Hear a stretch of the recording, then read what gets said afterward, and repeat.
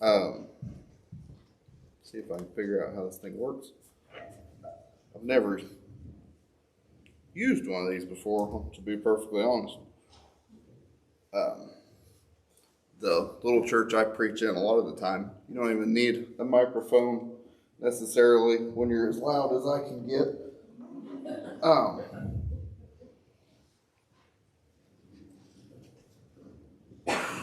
it is good to be here this morning.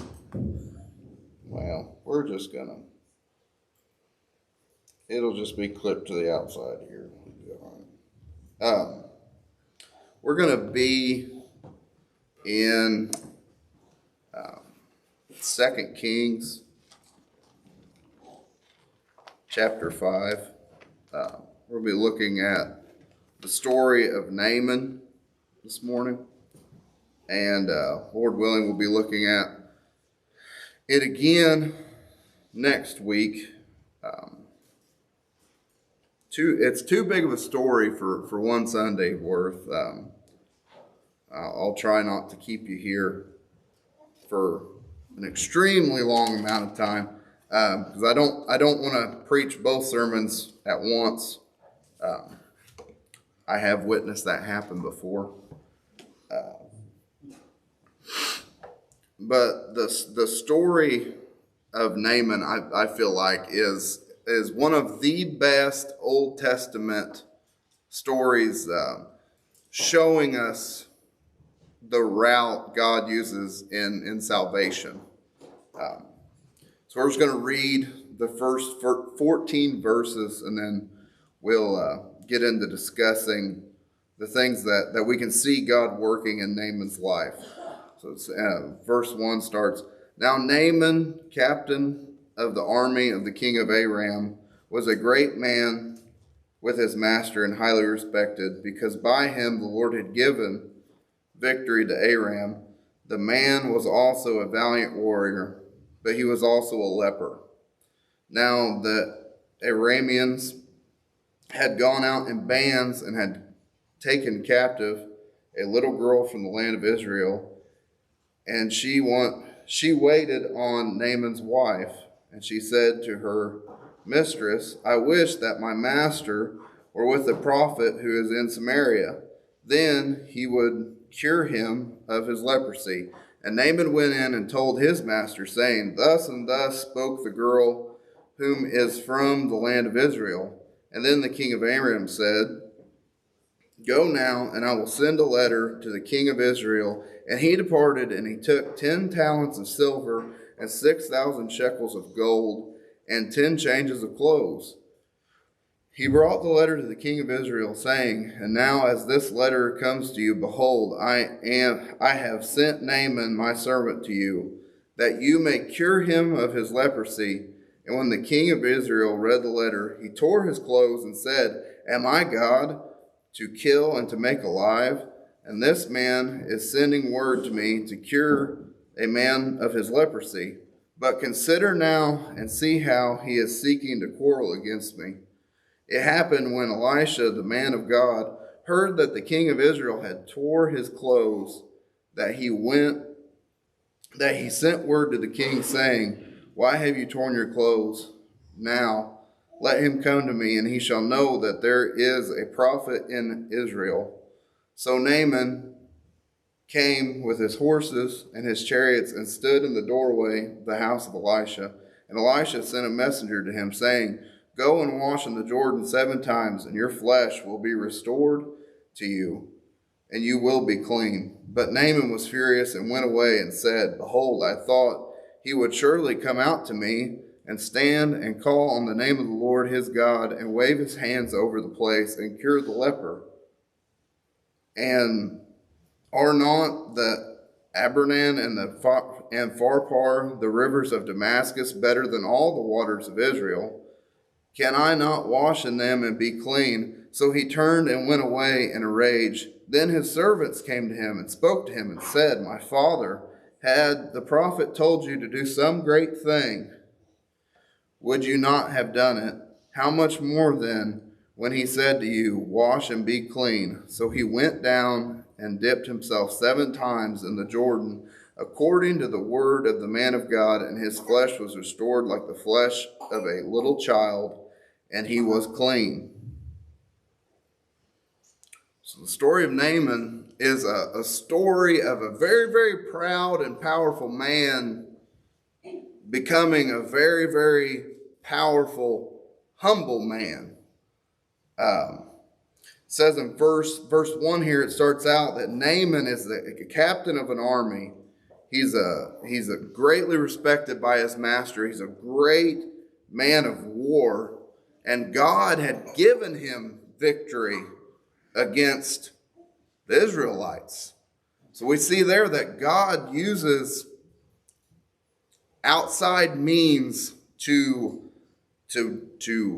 affect things in his own people. Because Naaman he's not a Jew, yet God gave him victory over Israel. So we see this starting to work in. Well, what happened with this? Well, he comes in contact with a little Jewish servant girl. Now, when we look at this little girl, it seems to me quite odd that this girl who had been taken from her family at best, if not had her family killed and then taken out of her land, that this little girl cares enough for her now master to tell him about the God that her country serves, that she serves, that she actually serves more so than the king of Israel. She has more faith in her God than the king that's over the nation of God. Because we see that the king, when he gets this letter that he's supposed to heal this leper, he's supposed to heal this unclean man, he's distraught. He doesn't know what to do. He is looking internally, where she is looking outwardly and upwardly, going, I know a God who can save this man from his afflictions. And then you have a king who all he can think about is, well, they're just coming to do something. I don't know what it is yet, but he's trying to get away to do something to me because I am the most powerful one in Israel. He's trying to trick me instead of looking outwardly and upwardly and going, I am the king of the nation of the one true God, and I know a man who I can send you to. Him and the king of Israel and Elisha did not get along. That's usually a pretty good sign of a prophet, is they don't get along with their government all that well. But we'll save that for some other time. So Elisha hears about this king, and he's like, well, I'm going to send and tell the king, send him to me, and I will show him that there's a prophet in Israel. Which sounds, it could almost be said in a whole other way of saying, send him to me and I will let him know of the God that is in Israel. I will let him know of the one that I serve. Even if you won't have faith in him, send him to me and I will show him the God in which all man must serve to be saved. So Naaman comes with horses and his chariots, standing at the doorway of the house of Elisha. I can't help but think of like John Wayne in every single Western he ever played in. He's got his pack horses, and you could tell who John Wayne was from like a mile out in the desert, just because of how he sat on a horse. He had a way about him. And I have a feeling that Naaman carried himself, even though he was a leper, I am sure this man carried himself in such a way that you knew somebody important was coming. Well, Elisha, he is the prophet of God. He realizes this, And he takes a pin and just pokes it right in the pride of Naaman, because he doesn't even go out. Naaman, from what I understand here, doesn't see Elisha until after he is healed. He never sees the man in which he was sent to. He only receives a message. We have to believe in faith, not by sight. So Elisha sends out a messenger and basically tells him, go wash in the Jordan 7 times and your flesh will be restored to you. And Naaman was furious and went away. So if Naaman, say Naaman had came from like Colorado, where there's, spring-fed, rock-bottom rivers and creeks. Just beautiful. You can basically, if you go up in the mountains, they don't really recommend it, but you can drink the water coming out of these streams. Like, it's clean and pure, just like the rivers of Damascus were greater than the Jordan. That would be like somebody from Colorado coming here and me pointing them to Skillet Fork and saying, go wash in that. They're gonna say, there's a lot cleaner places and a lot more powerful rivers that I can do this in. Are you sure you want me to go there instead of where there is more? It's more of a thing for me to do. I can go, I can travel back, and I can do these things in these powerful places. But no, he's supposed to go to the Jordan. You can also see somewhat of a looking towards like the Jordan being like when the Israelites went into Canaan's land through the Jordan. There's also this, that the Jordan is a pinnacle in the Old Testament for God's people. And for it to be used in the cleansing of a pagan Gentile is a definite foreshadowing to the things that will come in the New Testament. So Naaman's furious. And once again, it's not some great, wise, all-knowing man that is above him that tells him how to do things. Servants, his servants, come near and spoke to him and said, my father, had the prophet told you to do a great thing, would you not have done it? How much more then when he says to you, wash and be clean? So the servants get it. They get that he has not been asked to do anything but obey. And as servants, they understand what doing and obeying is, because that's pretty much all a servant has to do, is obey their master. So Naaman goes and he dips himself 7 times in the Jordan. And according to the word of the man of God, his flesh was restored like the flesh of a little child, and he was clean. So he obeys.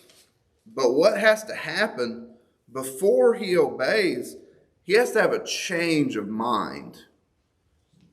Because he's furious at first of what he's been asked to do. Because it shows none of his greatness.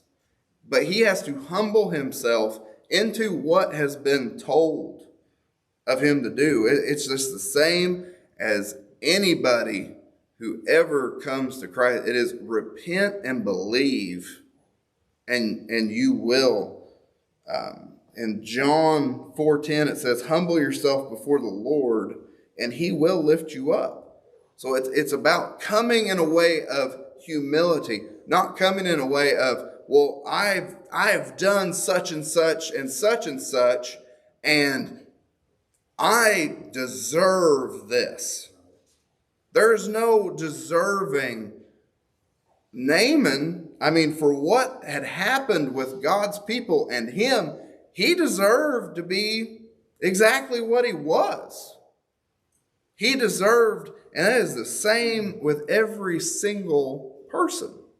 We all might be powerful and highly respected, but we all have the same spot of leprosy. We all have the tarnish of sin, and we are all deserving of having that tarnish. But God has orchestrated in such a way, and that's what we see here when we look at these. I mean, if you go back through this story, it's the servants did this. I mean, God put people in every single place to get Naaman into the Jordan.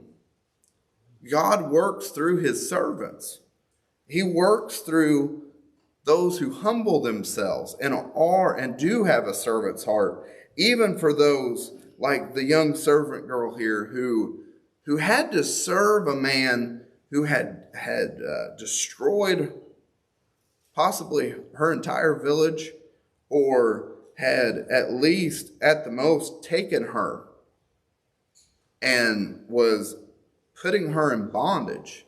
Yet she loved her captor enough to serve him and to show him and to tell him about the God that she knew about. It's a very hard thing to do. We all have people who we'd really rather not have to deal with, just in general, just all the way across the board. But everybody deserves to hear about what this girl told Naaman about. And then we see, you have these kings, these powerful men who can only look into themselves. They can't look anywhere else, because if they looked anywhere else, it would deflate them, just like Elisha sending a messenger instead of himself deflated Naaman. It made him furious. And I don't know about you, but I've been mad at somebody, and before I even get done being mad, I know I'm wrong. Now, does that mean I don't stand around and pout for a while about it? Well, not necessarily. I am kind of a pouter. But he realizes through his servants that it's not about what I can do. I came here to meet this God that I was told about. And if this is what I have been told to do, to meet and be healed, it's what I have to do. It's a humility. He said he went down and dipped. He didn't go up on a mountain and find a spring and dip. He went down to where he was told. So we see God's use of humility in his servants. We see that pride is the root of unbelief. There's so many people who reject the gospel and say it's because it's too hard. But really, deep down, they don't believe in one of two things. They either believe too much of their own sin to believe that anybody could ever forgive them, or they believe that they are good enough that they don't need saving. It's pride either way. Pride reveals itself in so many ways. And, I mean, in the smallest ways, if my wife asked me to open a pickle jar that she can't open, I'll go in the kitchen and crack that thing open and kind of strut around a little bit, and and probably feel pretty good about myself, even though it took no effort on my part. If my wife tells me to pick my socks up out of the floor, I'm going to sigh and groan and go over and pick them up. And it's because it does nothing. She could have just as easily picked up my socks. That's what I'm thinking the whole time. Why didn't she just pick up my socks? Well, yeah, it's because of that. Because she could have done it just as easily as I did. I don't see why I need to bring myself to do that. And you can see it in everything, in the little things. Just like picking up socks.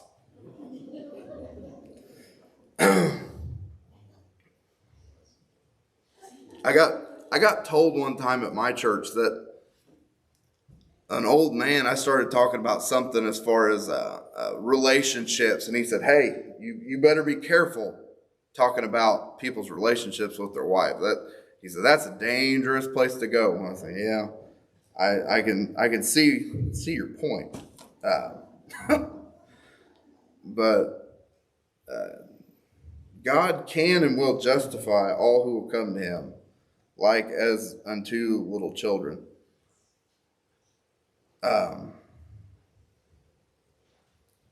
Naaman's flesh was restored like that of a little child, and he was clean.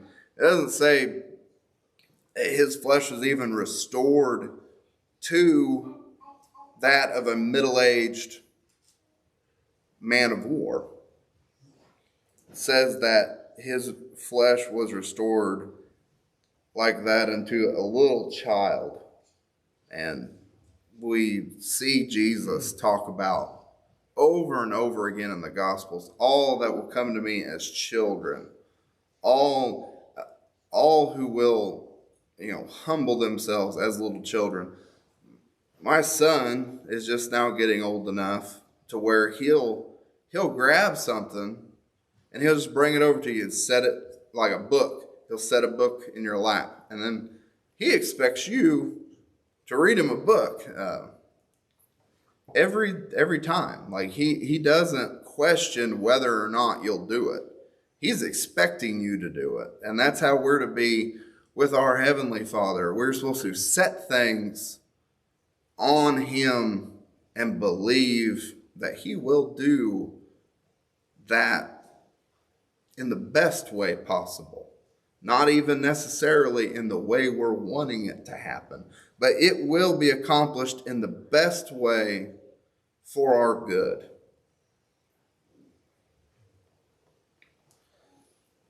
So in closing,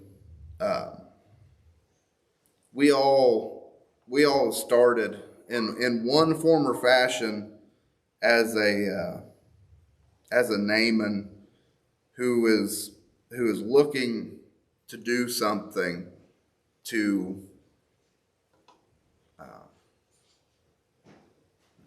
be accepted. But we must always and never forget, like it talks about, that they have forgot their first love. We have to remember that we are always going down.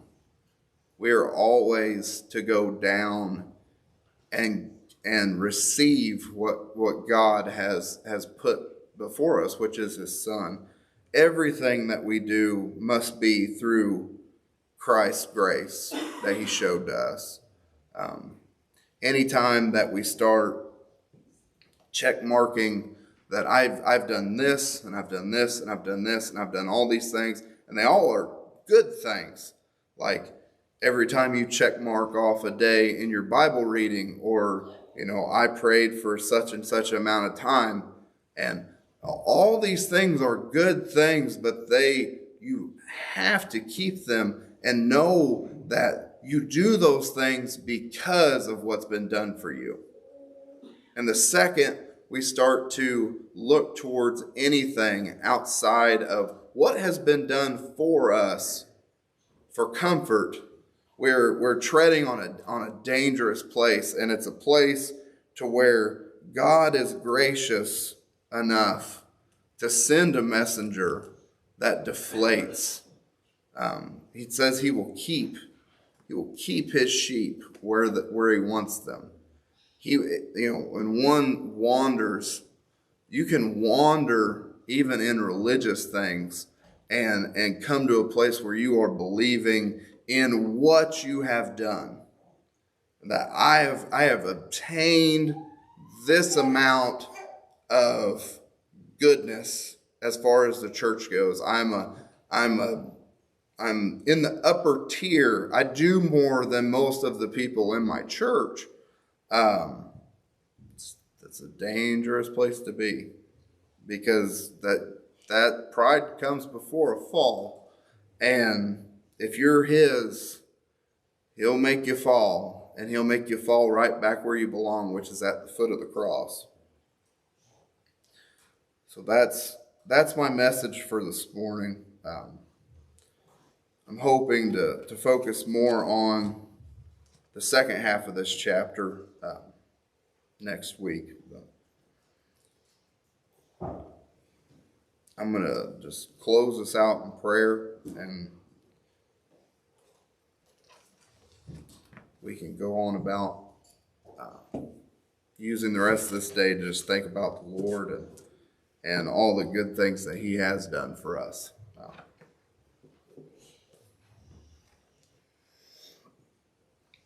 Dear Lord, I thank you for the opportunity to be here, and Lord, I hope that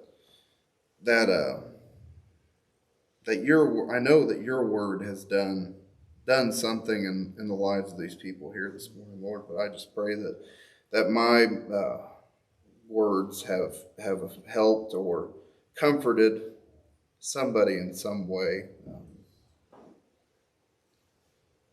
I just pray for this people that they would be strengthened in you, Lord, that they would draw closer to you and down, Lord, that we would all go down where we need to be, that we would fight against the pridefulness of heart, Lord, that we would seek to be humbled, Lord. And it says that blessed are the meek, and blessed are those who mourn, Lord. There's that we would embody these things, and that we would come to a place of realizing our true place and where we need to be and where you need to be in our lives, Lord, that we would exalt those things that need exalting, and that we would shun and put away those things that don't. And I pray all these things in your